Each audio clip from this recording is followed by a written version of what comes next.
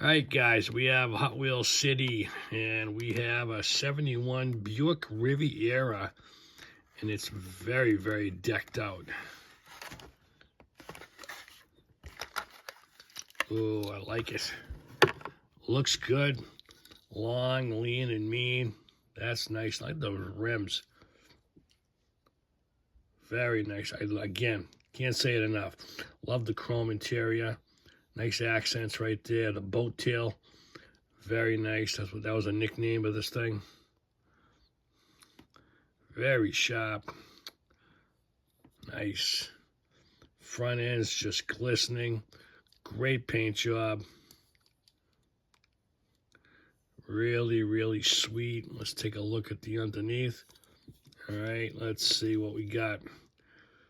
Nice. This thing is wild, guys. Check that thing out. All right, guys, thanks for watching. More coming up.